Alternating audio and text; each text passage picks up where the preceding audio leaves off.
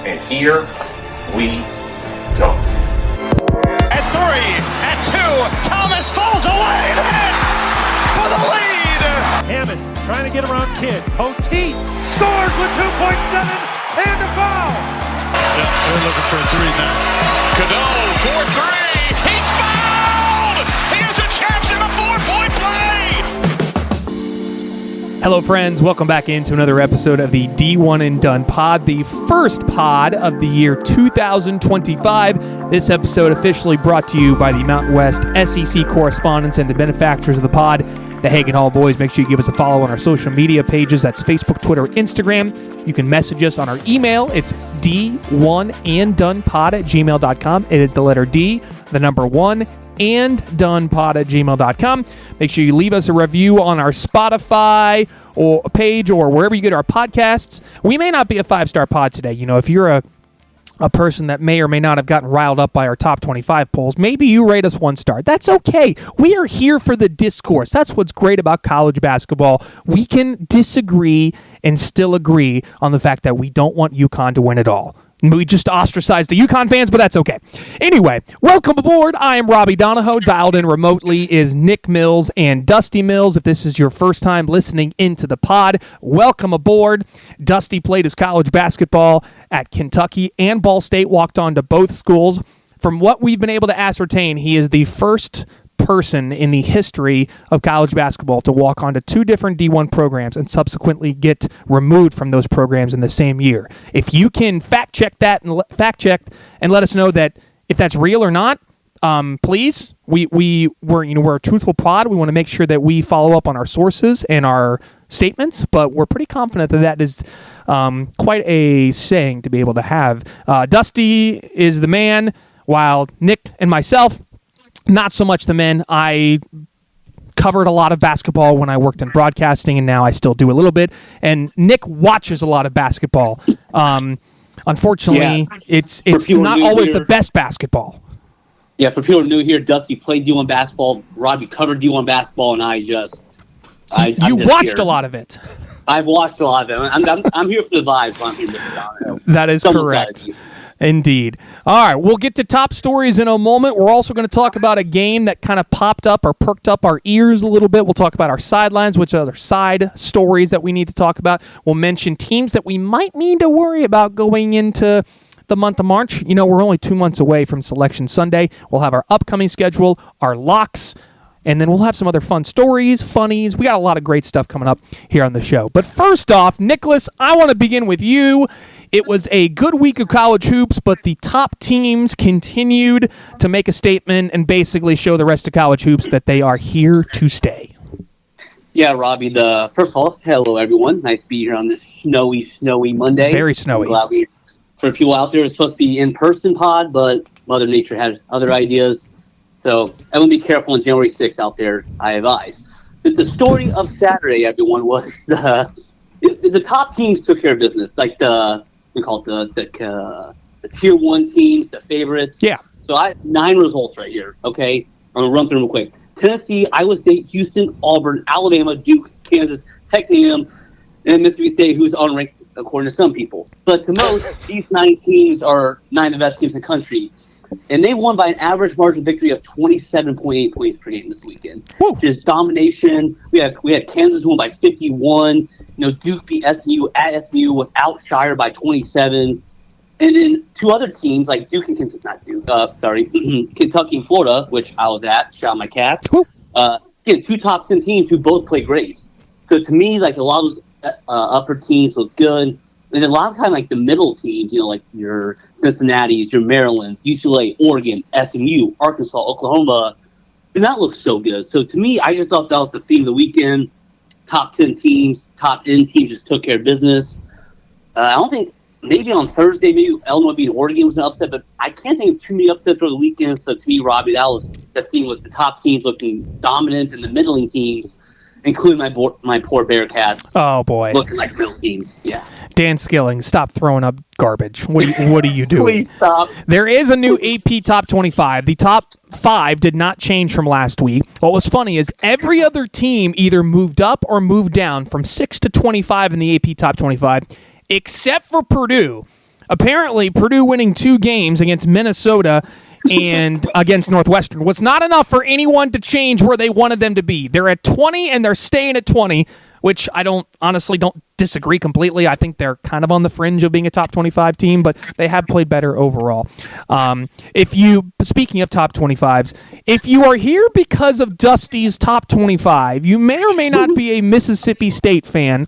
So we may or may not have caused a bit of a firestorm amongst the Bulldog fans that are on Twitter and social media today. Now, for those of you who are just tuning in for the first time, some of you may know me. I worked at WCBI in Columbus, Mississippi for 7 years and then eventually worked at Louisville High School for 2 years. So those of you getting a little agitated and throwing insults at the D1 and Done pod, in the process, you may be insulting someone that you may or may not have known in a past life or previously over the last decade. But that's okay. We can have some disagreements on this front. But I turn things over to Dusty.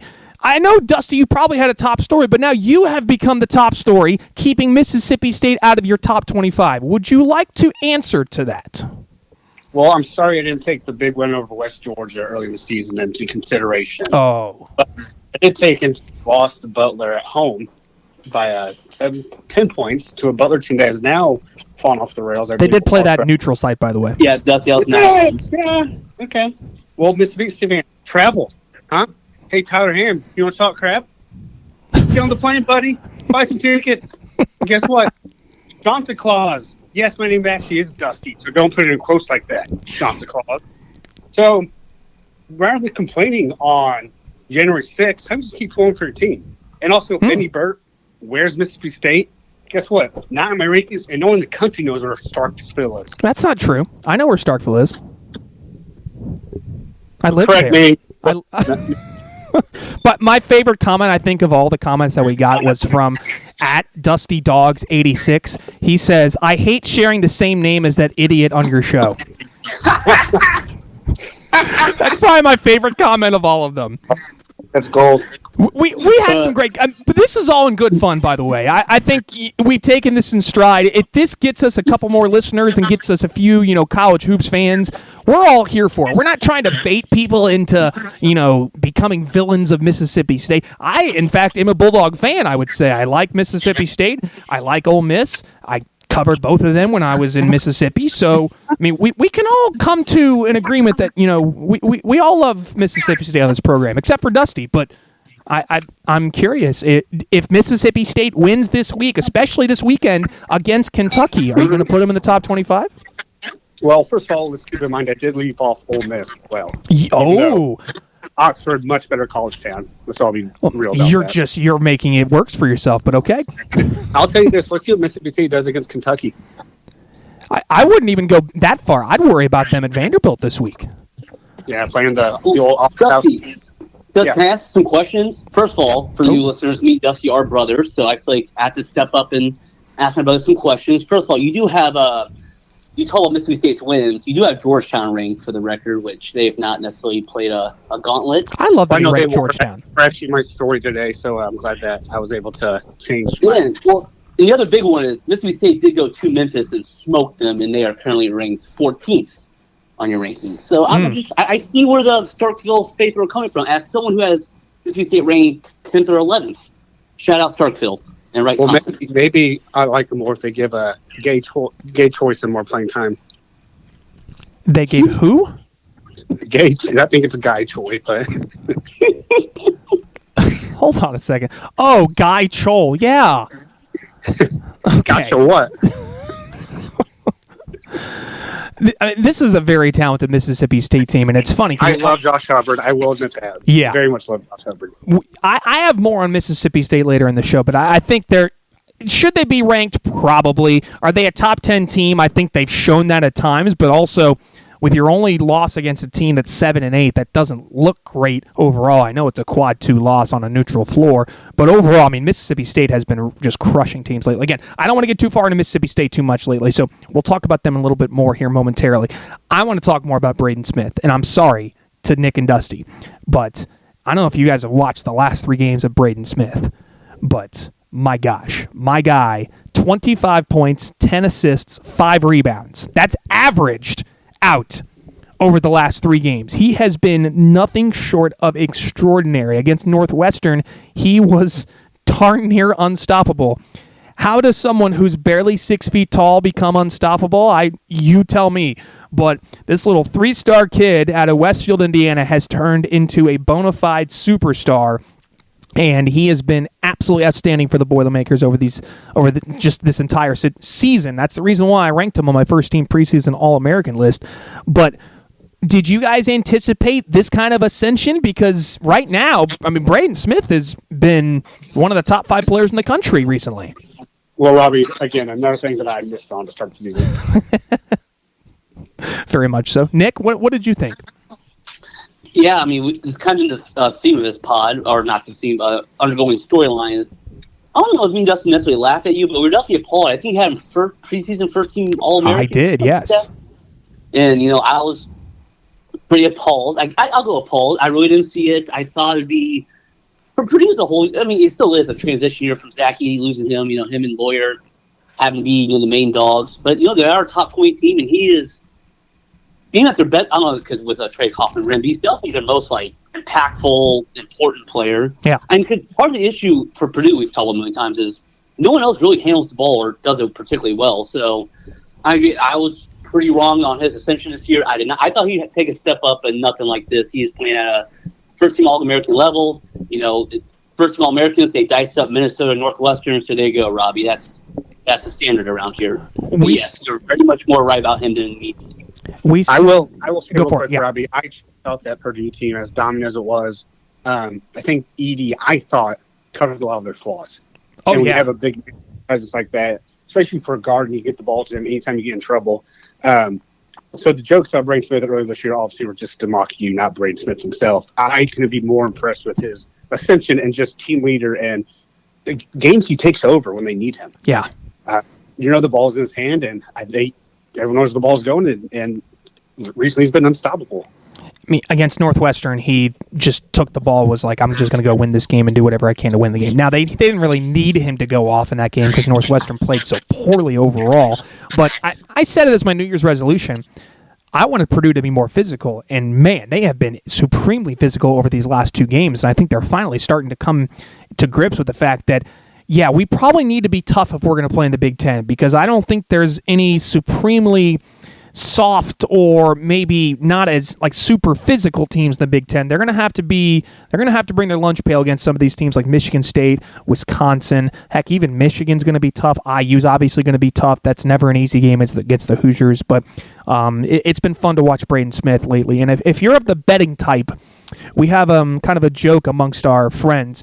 We call him Praden Smith. That's because it's Praden. That's points, rebounds, assists. He's been over his points, rebounds, assists, Braden Smith, over the last 3 games of his over and under on some certain gambling websites. So if you are of that type of personality and you want to maybe make some extra funds, maybe that's something you could look into. So just something to be aware of. Great point, Robbie. You always take the over on the turnovers, too, and that'll win quite often. Yeah. You don't have to worry about that now. But yeah, those are our top stories. Again, things that popped up from the week. Obviously, we have many more things to discuss, and I think one of the largest topics of discussion was the best game of the week. It wasn't even a point of conversation. Florida and Kentucky was off the rails incredible. Kentucky gets the win over Florida. Both teams score over 100 points. It was an offensive masterclass from both teams. Kobe Brea was outstanding. Walter Clayton Jr. could not miss. Neither could Kobe as well. But, Nick, you were in attendance. What did you think of Rupp Arena? What did you think of Kentucky? I also want you to mention, what you thought of Florida in the game as well. But the game lived up to the hype overall.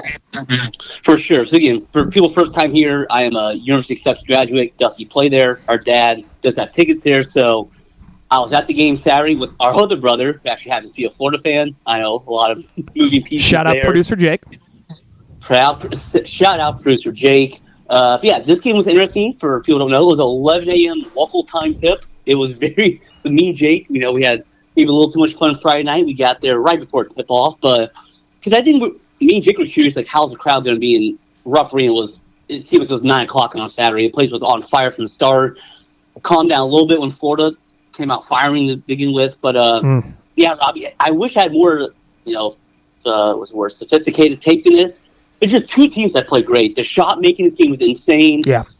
Like you said, Walter Clayton, Elijah Martin played really well too, especially early in the second half. Quite different from Will Richard, and they still scored 100 points.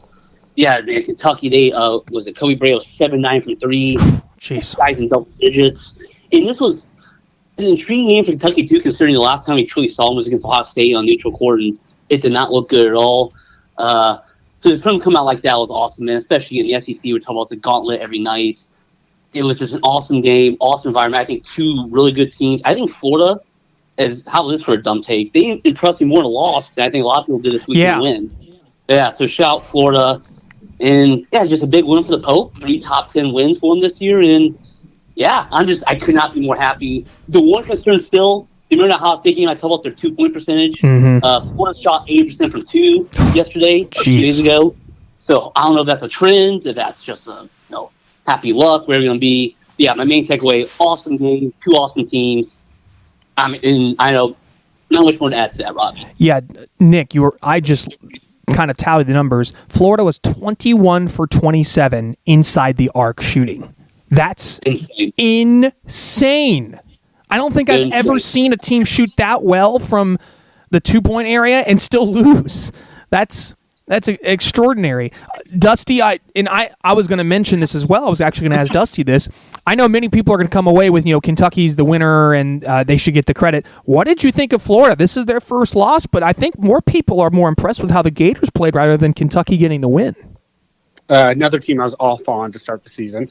Add that to my list.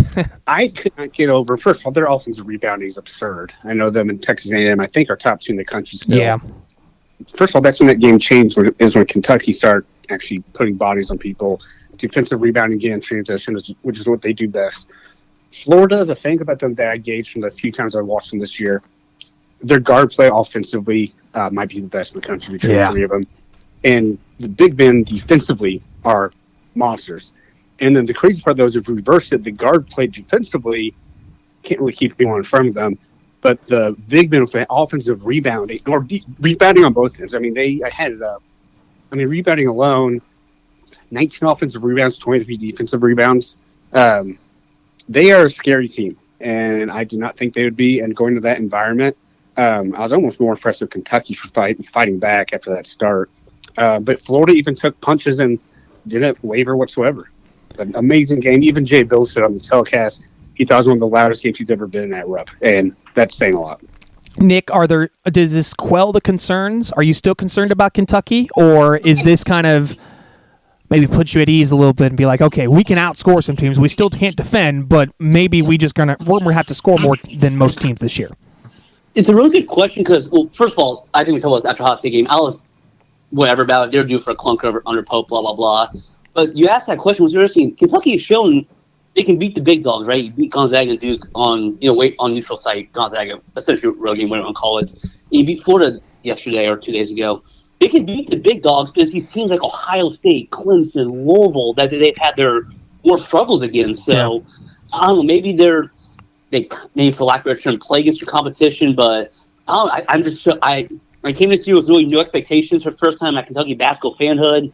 I still really not sure what to expect in this tumultuous SEC. So I don't know. I'm kind of just waiting to see. Like, I think this week at Georgia, at Mississippi State really might be the true test how they do against like the more like middle tier teams. So I think this time next week I think we'll know a lot more about the posters that we do right now.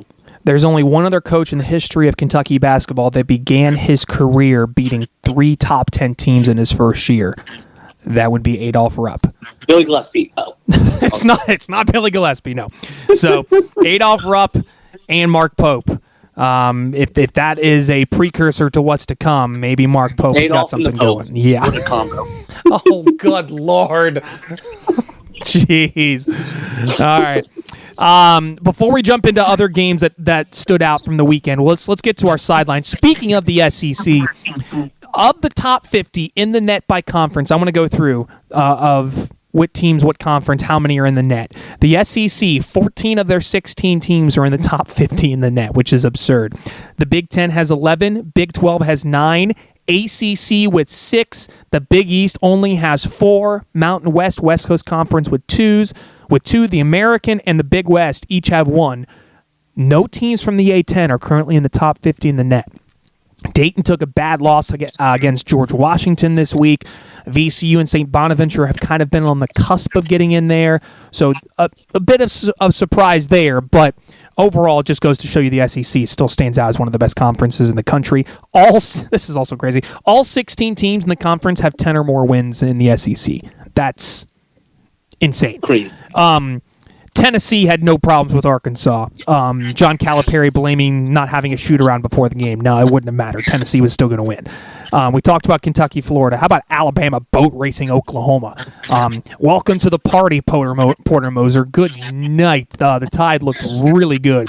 Vanderbilt might be a team to watch out for. They are 13-1 now. Granted, yes, they beat LSU, but still, keep an eye on the Commodores going forward.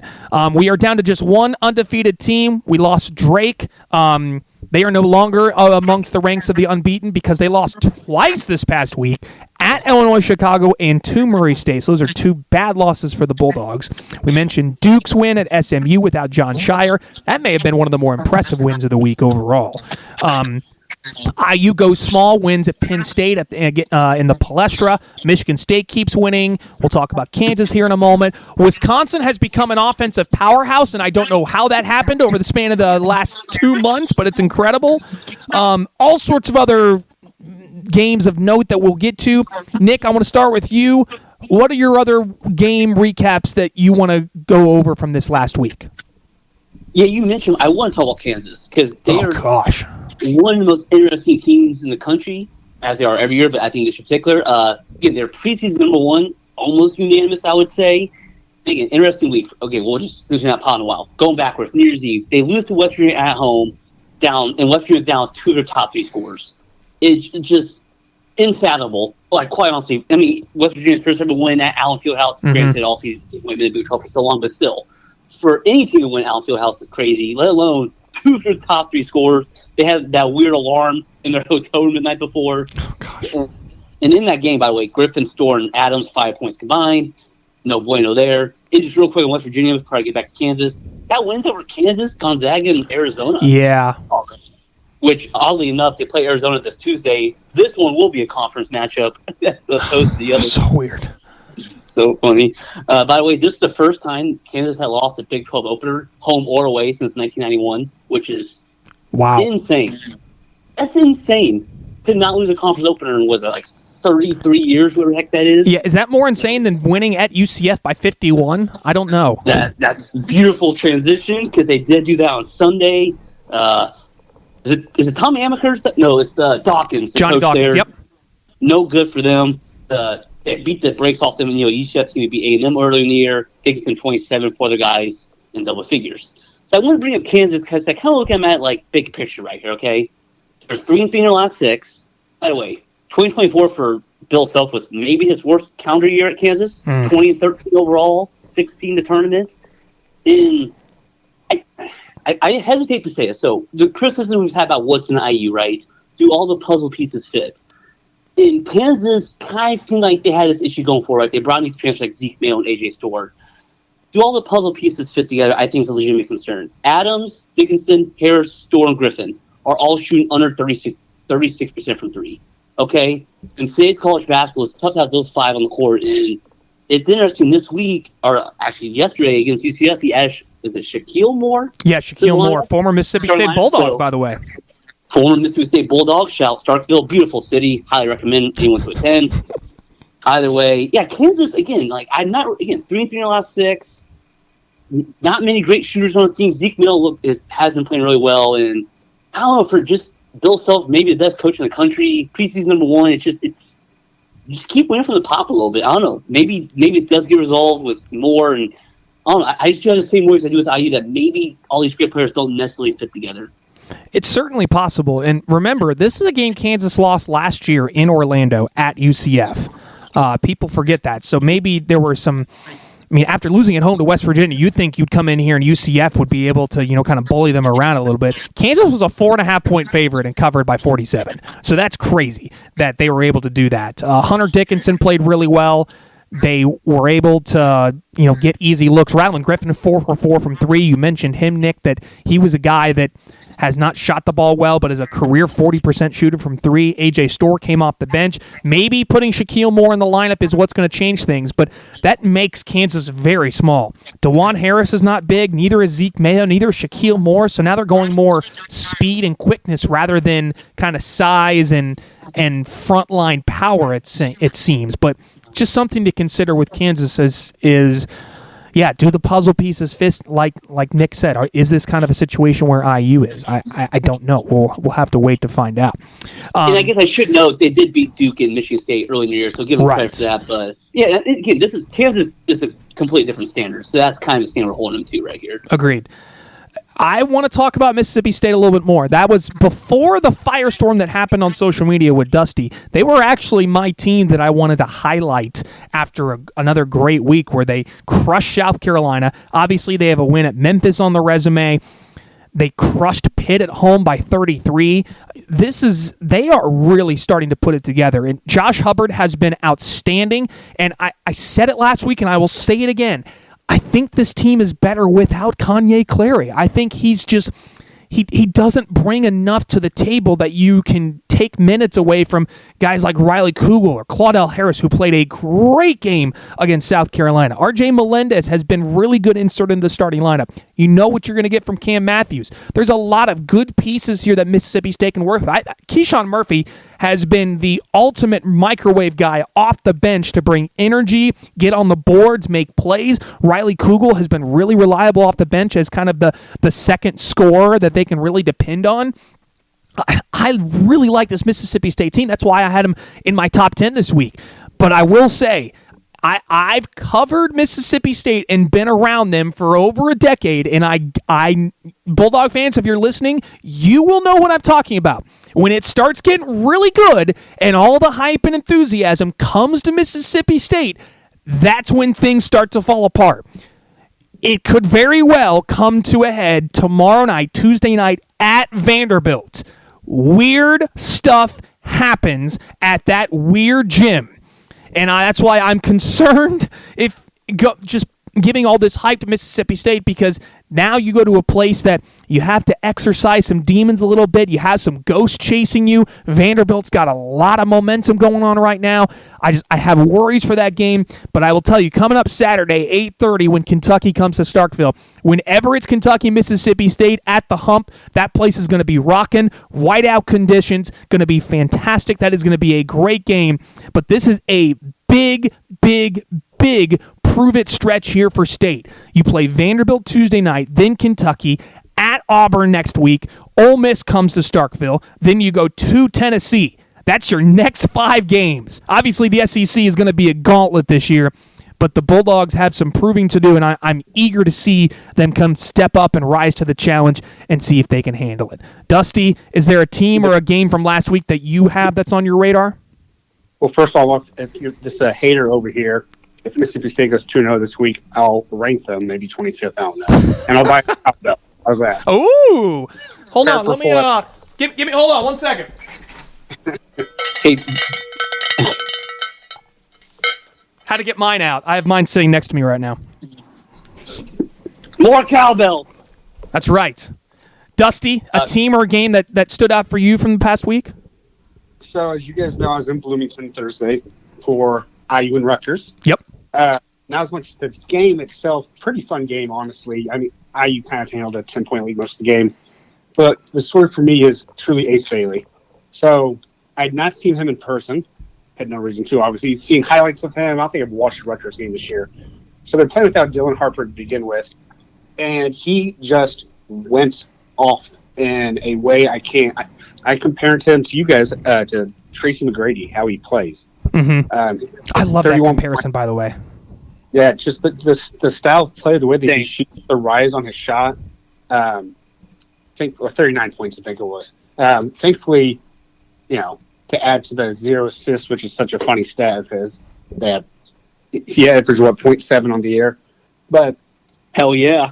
Even IU fans around me were like, wow. And everyone was like, who is this guy? Who's this? And I told the guy next to me, he's a freshman. I'd never seen him play. And he was like, that guy's 18 years old.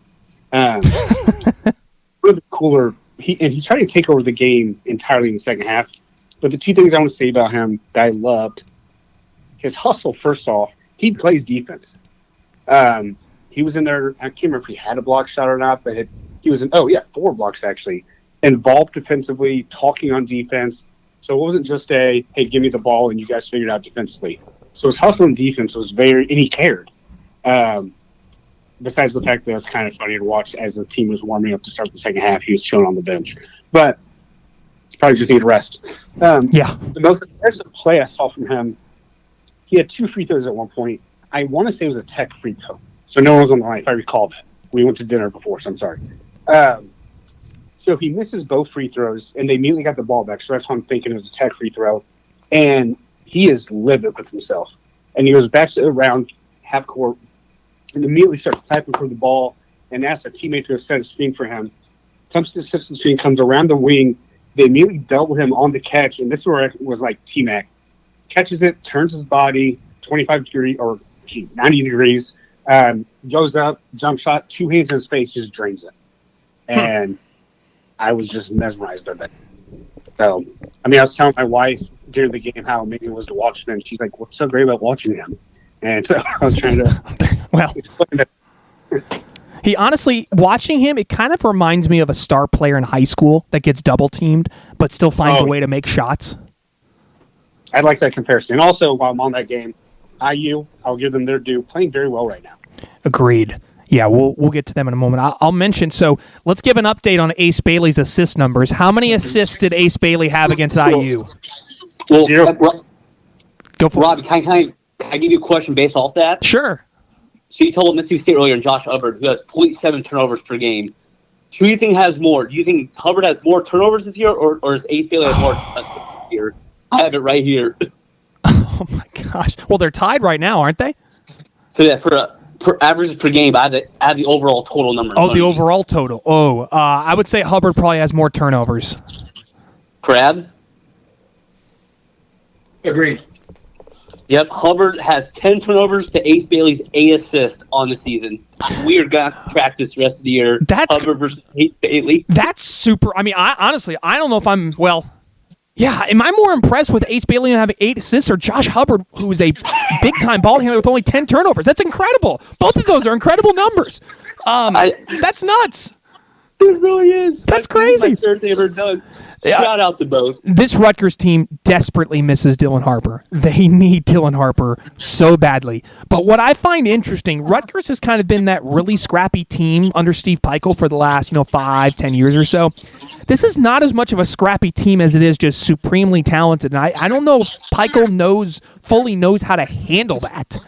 And I think his team kind of embodies that. It's just they don't really know. They don't know their identity. They're supremely talented, but right now they are on the outside looking into the field of 68, which that would suck if they don't make the tournament. I mean, with all those great talented players, it would be really unfortunate. Definitely shout out what IU's been doing, being able to beat Rutgers at home, then turn it around and play super well at the Palestra against Penn State without Malik Renew. That was Umar Ballo's best game. Was very impressed with how IU kind of ended the week. And they could have easily just, kind of shot it all against Rutgers and then laid an egg against Penn State, but they definitely did not do that. We do have a few teams that we do need to kind of put on panic watch right now because Rutgers is in that conversation for me. I'm very worried about North Carolina. Now, I know North Carolina did get that win over UCLA recently, but right now, the problem with North Carolina is not necessarily that they don't have any bad losses. They're 9-6 right now. They just don't have any good wins. Like UCLA is going to be their best win, and they don't really have great opportunities for good wins going forward because you play Duke twice, you play Clemson once. That's it. There's no one else in the ACC outside of maybe Pitt that's going to be a quality win on the resume. They needed a 4-point play from Elliot Cadeau to win at Notre Dame over the weekend. North Carolina, I think, has plenty of reason to be worried. Ian Jackson has been outstanding for them. He's, for me, top 10 pick. I think we can say that right now. He's leaving. He's going to be a top 10 pick. He's been outstanding if he continues to play this way. RJ Davis has been a massive disappointment this year, and he continues to put up duds lately. Ever since the Florida game, he has been poor. I mean, he put up good numbers against Campbell, but UCLA, Louisville, and Notre Dame, he did not show up. They haven't got as much from Cade Tyson after his breakout game. I've been expecting kind of a little bit more out of him. I worry for North Carolina that if they're not going to get any more good wins, are they actually going to have a quality enough resume to make it into the big dance? Agreed, Robbie. They're 9-6. In 3 of their wins, Dayton, they're now 18.5, came back and won. UCLA, they were trailing the whole game, came back and won at the end. And Notre Dame this weekend took a questionable and one call out to that 3-pointer to win. So the thing was, 3 of those games, which a win's a win, don't apologize, don't go their way. We're really talking about UNC. Yeah, I just cannot believe they're just this in. I had them, I think, preseason top 10. And like you said, probably mostly started with RJ Davis and the lack of court depth. It feels like it goes back to do the pieces fit, and they just feels it's a weird fit. And is Hubert Davis coaching for his job right now? Because if it wasn't for making it to that national championship game, he doesn't really have much on his resume to say for over these last 3-4 years of being the head coach. And Grant being the 8th seed during that tournament run. Right. And also, I mean, the year after that, becoming the first preseason number 1 team to not make the tournament. So that doesn't help his case either. So, yeah, North Carolina has some concerns, and I think many of it kind of lies within the head coach, but we'll see kind of where they go from there. Dusty, who's your Robbie, yeah, real quick. Their lead rebounder is 4.9 rebounds per game. Golly. That is insane. Insane. Is that Drake Powell? It is your boy. Actually, Drake Powell is 6. There's like 6 guys between 3 and 4 rebounds a game. Oh, gosh. So rebounding, baby. How the hell? RJ Davis has 4 rebounds a game? I guess someone has to get the rebound.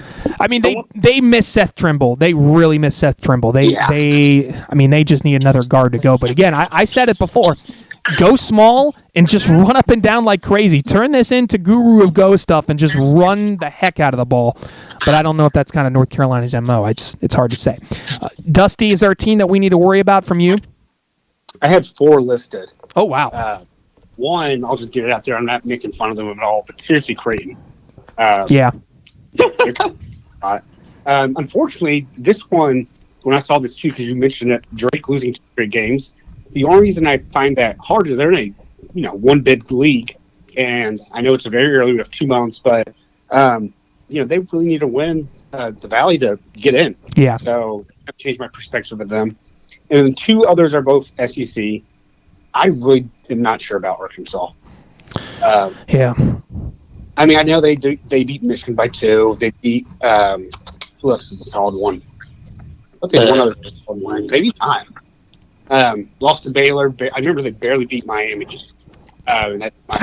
Michigan's really their only good win. Miami is the only other one. Lost to Illinois. Lost to Baylor. Michigan's going to be the best one. Yeah, they don't have really very many quality wins.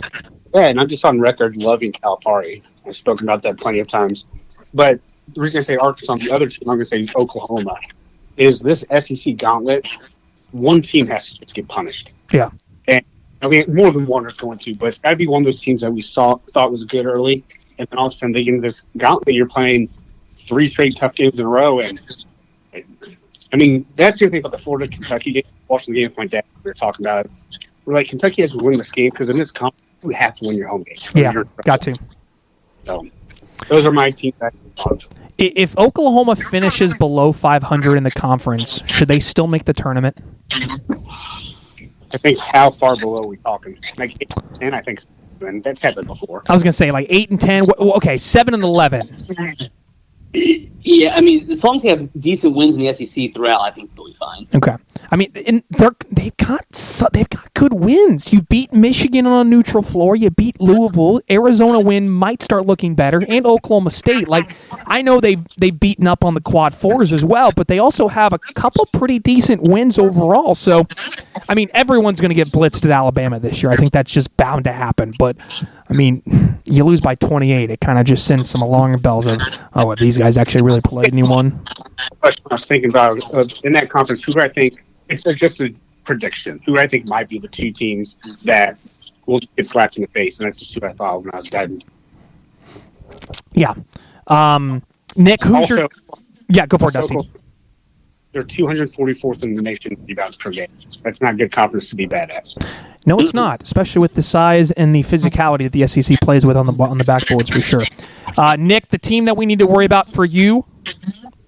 Yeah, two teams now. To Dusty's point, poor South Carolina. I think everyone in the SEC knows they're going to team they have to beat. So I think teams like Mississippi State being by 35. I think a lot of teams are going to be like, okay, we can't mess around tonight. We have to get this win. So good luck, Lamont. I pray for you. But the real team I'm worried about in their trajectory as a whole are the Baylor Bears, your 2021 national champions. Oh, boy.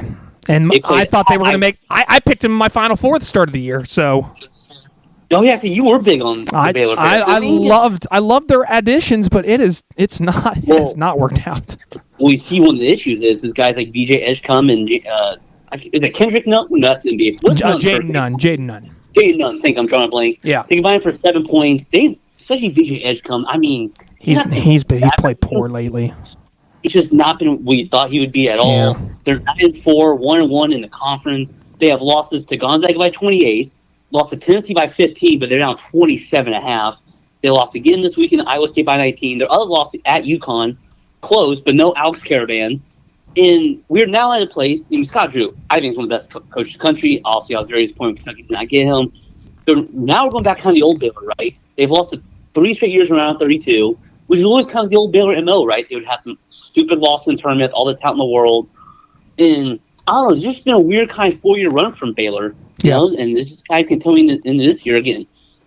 Plenty of time to turn around. A lot of talent. Scott Drew probably will. Just I don't know. Just a lot of talent in this team. They just not only do they just lose, like I mentioned, they get their butts kicked.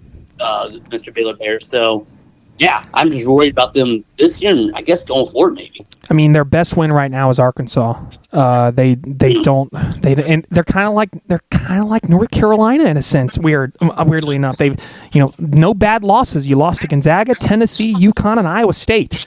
That's all 4 of those teams are in the top 20.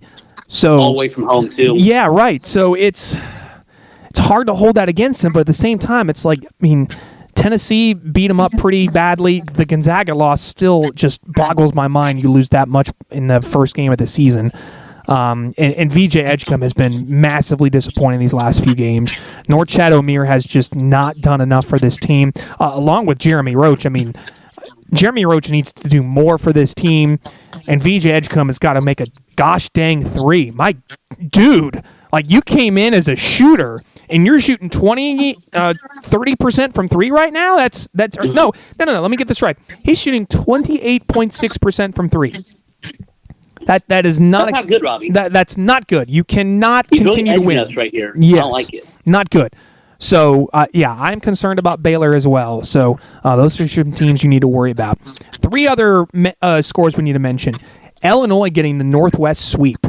Man, absolutely demolishing Oregon. That might be the most impressive win of the week, honestly. And then doubled up that with then a tough win at Washington. That's not going to be an easy place to win. Getting 2 road wins. The Illini are a team to be reckoned with going forward. UCLA learning quickly. You just don't waltz into Lincoln, Nebraska, and think you're going to beat the Cornhuskers on a late night during the week. Bruins lost at Nebraska. How about shout out to Ball State winning at Kent State? They will not have a bad practice the next day. That's good news for Dusty, and we are happy for that. So, some good, and again, Wisconsin putting up over 100 points against Iowa. I know Iowa's defense is terrible. My gosh, Wisconsin is an offensive juggernaut lately. It's been crazy. All right, here is the upcoming games to watch for. These are the big games to look at. Obviously, these are not all the games that are on the slate, but just games that we've picked out that you may want to keep an eye on, and we'll maybe pick out a few games that we should focus on. Coming up tonight, Monday night, by the time you listen to this pod, these games will probably be going on. Wisconsin's at Rutgers. Man, Scarlet Knights need to win that game. TCU is at Houston. Couple 3-0 conference teams in the Southland. McNeese plays at Northwestern State. That's a big one. Tuesday night, Tennessee goes to Florida. Pitt is at Duke. Kentucky's at Georgia. Oh, boy.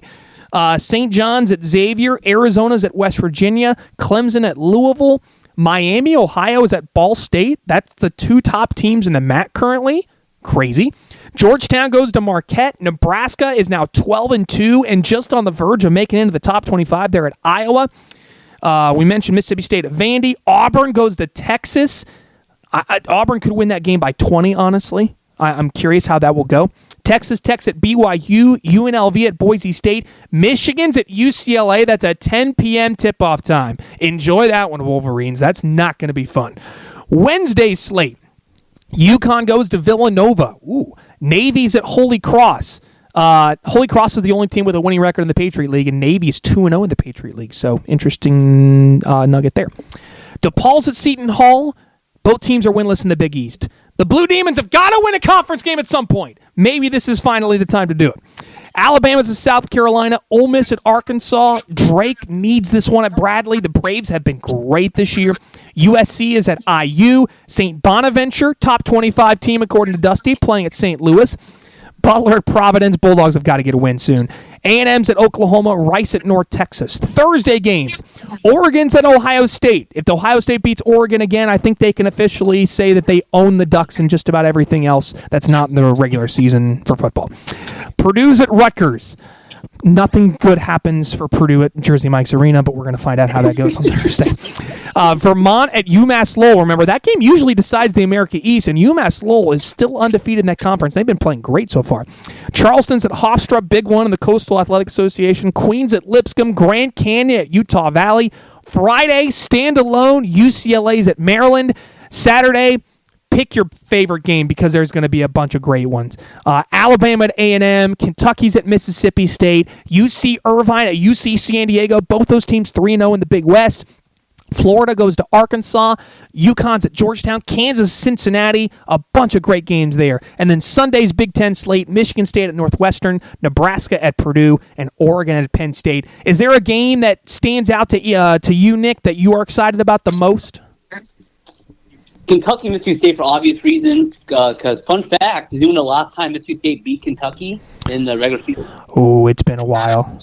96, 97? Not quite that long. I like your heads at that, though, Robbie. February of 2009. Okay, it wasn't that long. Okay. They'd only been in one time. It was an SEC tournament. The year Kentucky went 9-16. I remember that, yeah. Again, shout out my Starkville folks. You've brought me a lot of joy. Really appreciate that. No Reed Shepherd this year, though, to save you. No Reed Shepherd. No John Calipari, who, again, never that is true. Evidently at Kentucky. But, yeah, I think Bonnie's at St. Louis is an interesting one. You know, our boy Kareem Abdul-Jabbar. And, you know, the Bonnies, looking like the class of the 18. I think they both had them ranked, right? That's right, yeah. Yeah, so those are the two that stick out to me. Dusty, is there a game that sticks out for you coming up this week? Again, I try to get away from the SEC, but this is the first one I saw. Florida at Arkansas. Yeah. I'm really excited about it for all the reasons that we spoke about early on this episode. And then Mountain West, of course. We love the Mountain West podcast. Halfway now. Boise State at Utah. I'm pretty excited for that. That'll be late night Saturday stand for. Yeah, that's a really, really good game. Oh, we forgot to mention, San Diego State win the Boise got it up. That was a big game over the weekend. That was. Boise State, really, really tough place to play. So, yeah, San Diego State getting that win was massive. I may go off the radar here for my game to watch. Don't look now, but the West Coast Conference is kind of a toss-up. I know everyone wanted to say Gonzaga is going to win it with ease. Washington State has been playing really well to start the season. And Washington State plays at Gonzaga on Saturday.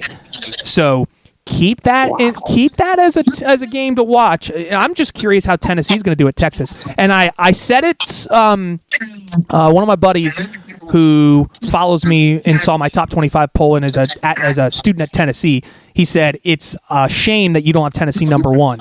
I said, well, if Tennessee wins the 2 games this week at Florida and at Texas, I will rank them number one. So if they do that, I'll put them at number one. We'll see if they can and actually back it up. I'm so excited to see if they can make it happen. So there you go. All right. I know. So it's time for locks. We had a solid week last week. Both Nick and I got our covers. The St. Bonaventure Bonnies covered the +1.5 as they beat VCU outright. Arkansas covered with ease against Oakland. So Calipari gets his revenge. Nick gets a win. Loss of venge, Robbie. Loss of venge.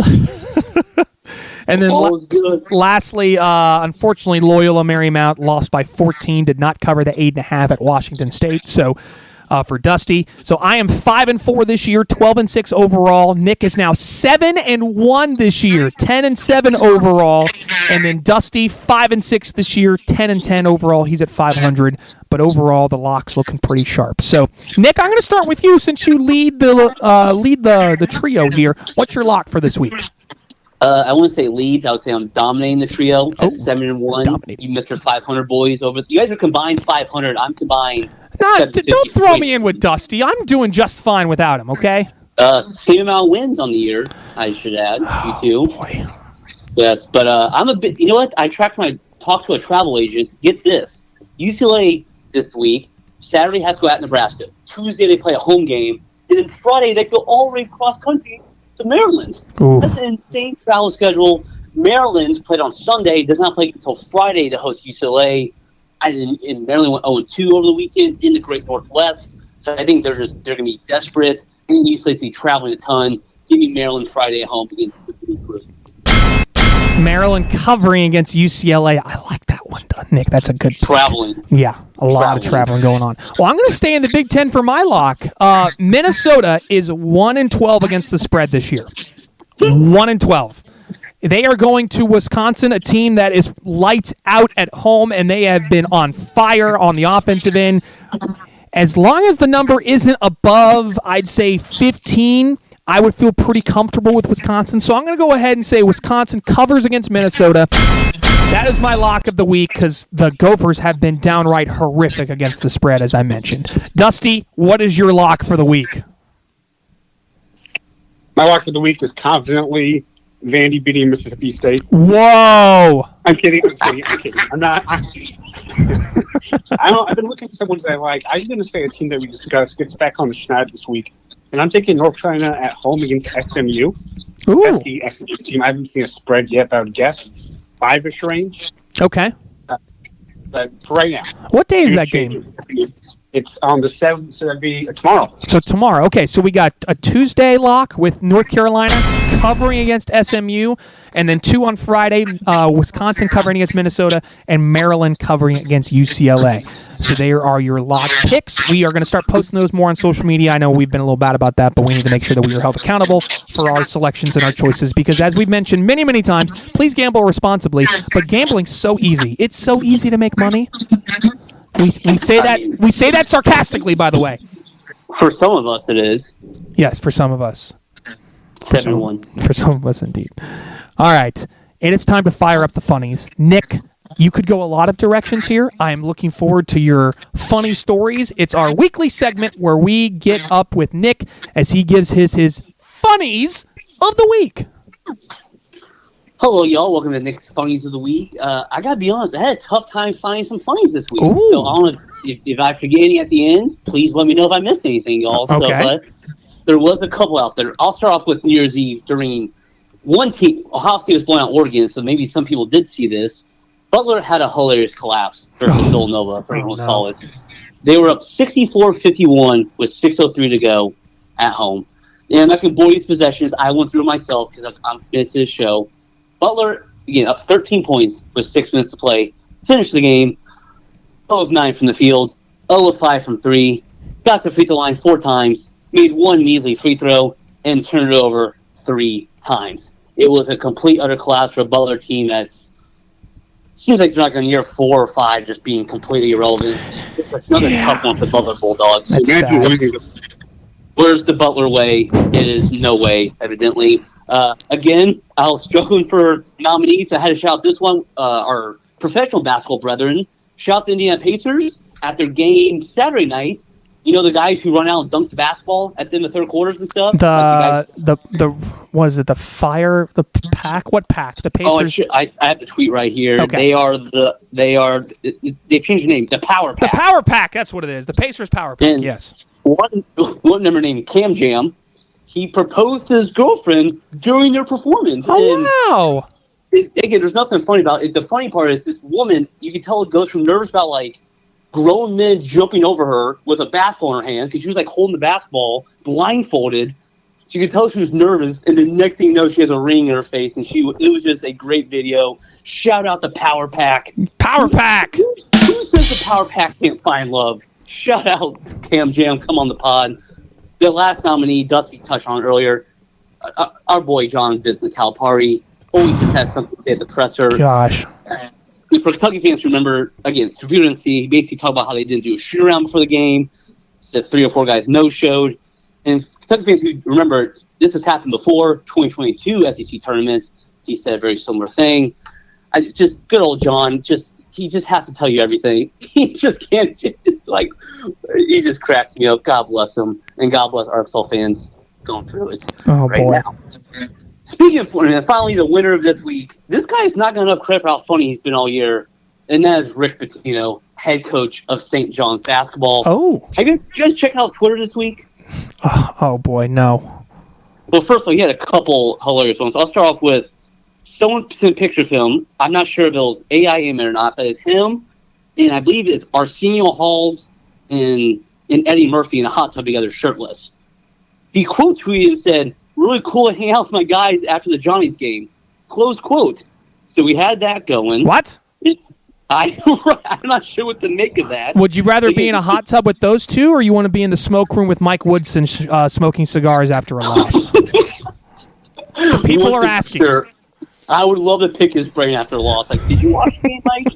I'm like, did you generally watch the game? I'm kind of curious. So, and then he also had another tweet at Rick Pitino talking about how after a tough loss to Creighton, no other team he'd rather go into 2025 with. So shout out to him for that.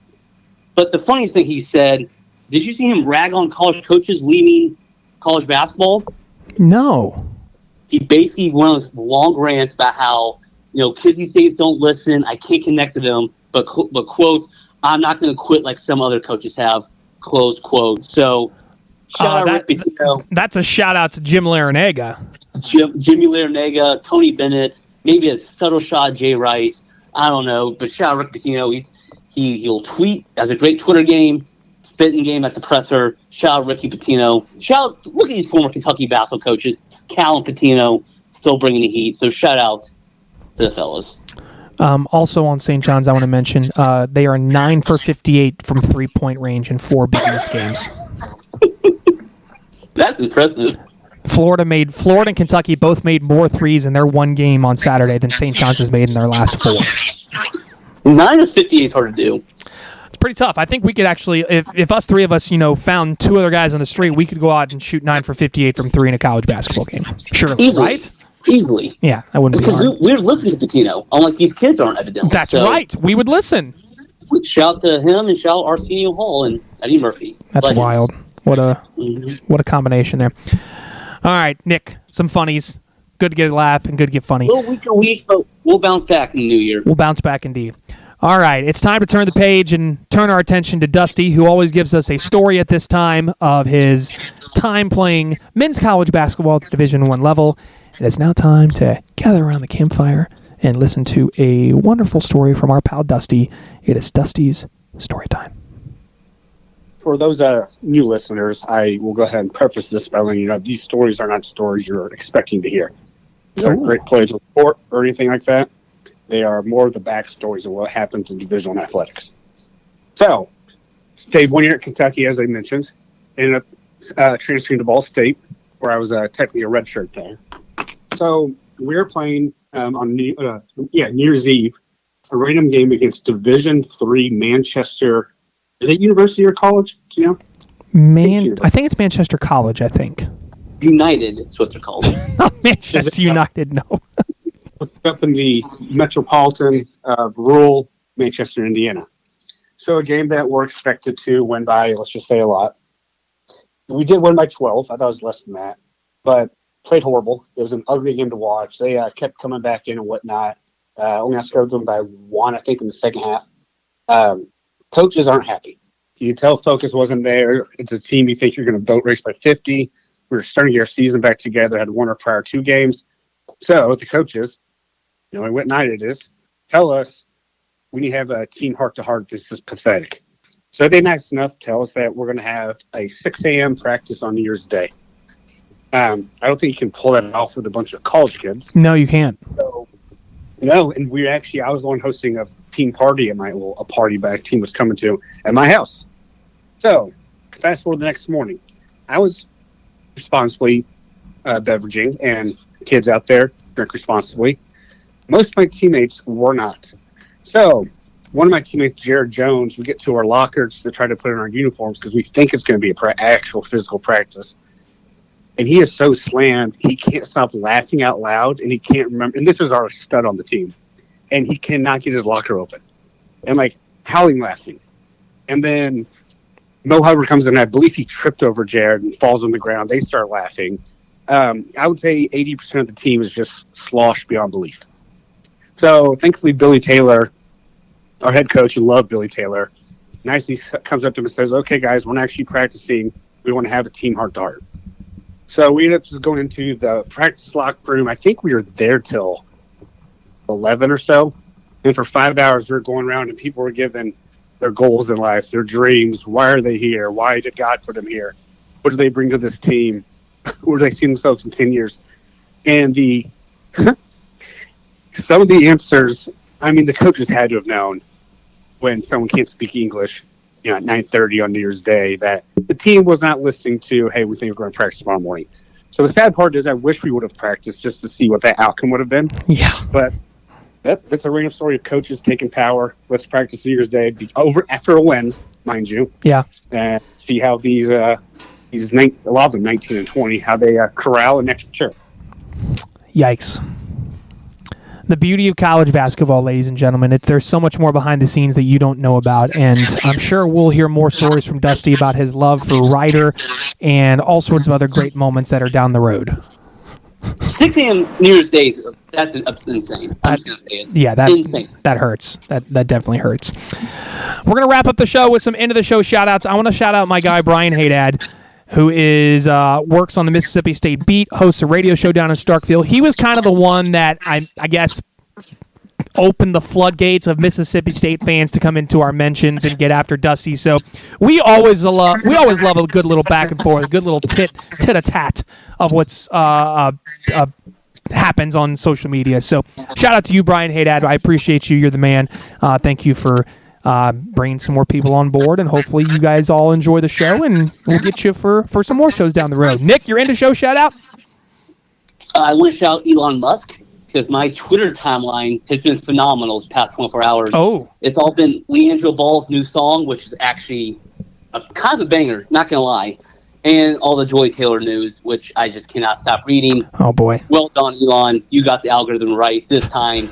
Shout Jello and Joy Taylor, who moved up the ranks of sports media. Shout out. I had no idea LiAngelo Ball was making music.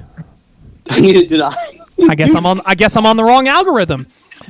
I'll send it to you guys. It's actually kind of NBA players will listen to the locker room. It's hysterical. That's wild. So shout Jello, shout Joy Taylor. Dusty, wrap it up with your end of the show shout out. Actually have a living human and an active person in the college basketball community. That's a first. So we all know Cliff Ellis. So we all do. Yeah, funny stat about him is he has the most losses in the history of Division I basketball, but he's never been at a school and had a losing record, which I think is almost even more impressive. Wow. It's like he's just getting popular. But as I was doing different research today, I want to shout out to Cliff about an extraordinary personal life. Did you know he's a musician, an author, and a gourmet cook? I tried to find what his favorite dishes are, and I'm still researchers behind on that.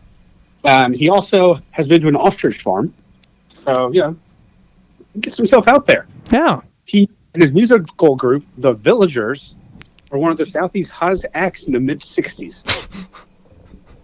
And then we should see what his record was like in the 60s. Anyways, my favorite part is that he has written 3 books. And the reason I brought up his losses, the irony that he has the most losses in history, of course, because of, you know, quantity. He does have a book called Cliff Ellis, The Winning Edge. Ooh, love that. He is 909 and 577.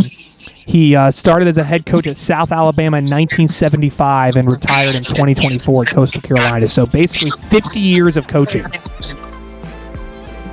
Crazy. The winning edge. The winning edge. Impressive. Quite impressive indeed. Maybe VJ Edgecombe should read that. Oh, he needs to read a book on how to shoot threes more than just getting the winning edge. But that is pretty good, yes. Well done. All right, that'll do it for this episode of the D1 and Done Pod. We appreciate all of you for hopping aboard and listening to us. We will have new shows around every Monday during the college basketball season. We're also trying to put together a midweek show, so we've got that on the docket on the schedule. So make sure you have your notifications on with either Spotify or Apple Podcasts, wherever you listen to us. Make sure you let us know. And we appreciate you all tuning in and listening to the show. We hope you guys have a great week. Enjoy the college hoops. We're already to 2025, and there should be some great games on the horizon. Should be a great week ahead. So for Nick, for Dusty, I'm Robbie. Thanks for listening to this episode of the D1 and Done Pod, and we'll see you next time.